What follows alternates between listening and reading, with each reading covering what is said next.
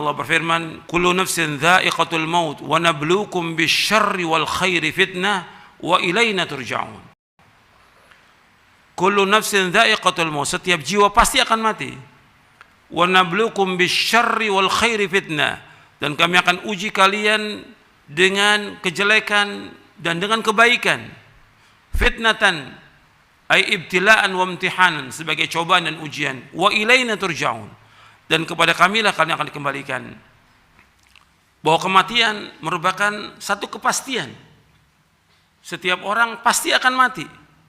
Allah berfirman dalam surah Ali Imran di ayat 185, kullu nafsin dha'iqatul maut wa innama tuwaffawna ujurakum yawmal qiyamah faman zuhzi'a 'anil nari wa udkhilal jannata faqad faz wa mal hayatud dunya illa mata'ul ghurur.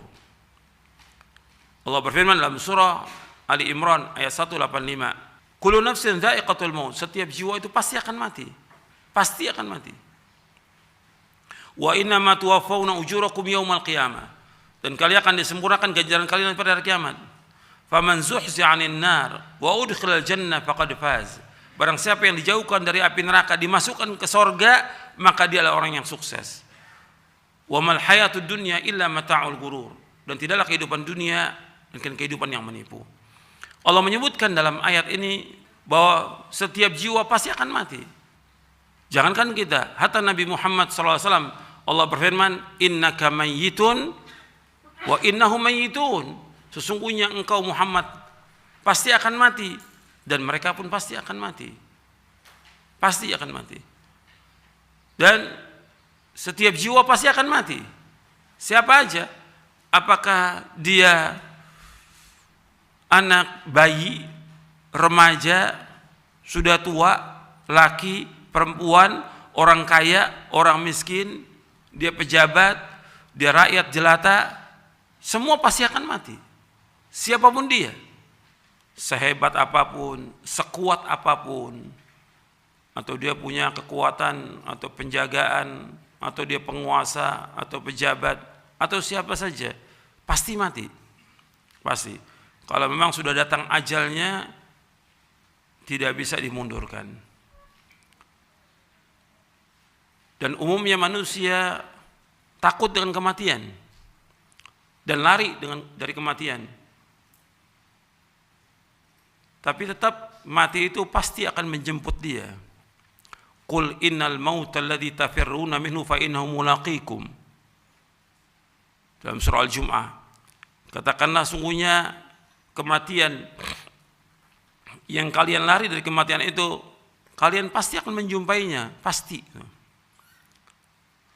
Dan dimanapun orang itu berada, sekuat apapun penjagaannya, sehebat apapun benteng yang dia buat, tetap pasti mati. Aina ma takunu yudrikumul mautu walau kuntum fi burujim musyayyadah, dalam surah An-Nisa. Di mana saja kalian berada, pasti mati itu akan menjemput kalian, meskipun kalian berada di benteng-benteng yang kokoh. Dan kita ingat bahwa semua pasti akan mati. Ini sudah ajal, nggak bisa dimajukan, nggak bisa dimundurkan.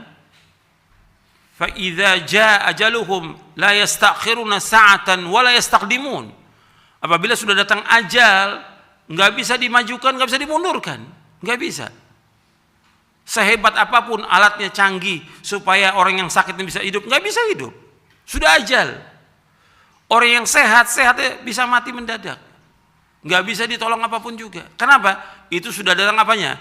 Ajalnya. Berarti jatah rezekinya dia sudah habis. Jatah rezekinya dia sudah habis. Jadi ketika datang kematian, ini sudah ajal, cepat atau lambat, sehat atau sakit, ada wabah atau nggak ada wabah, pasti mati. Pasti. Semua manusia pasti mati. Jadi nggak usah kita takut yang berlebihan tentang kematian, jangan.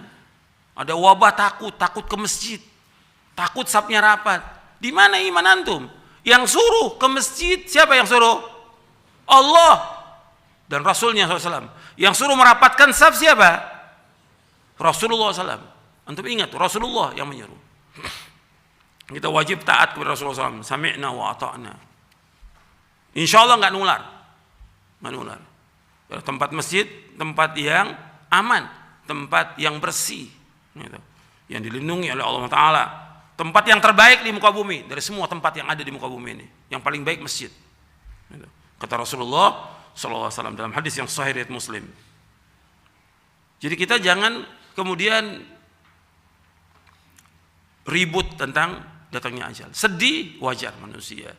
Tapi kita ini semuanya milik Allah. Allah yang mencabut nyawa ini dengan malaikatul maut. Dikembalikan kepada Allah semuanya.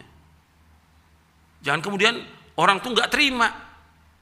Istrinya meninggal, suaminya meninggal, anaknya meninggal, orang tuanya meninggal. Ini ajal.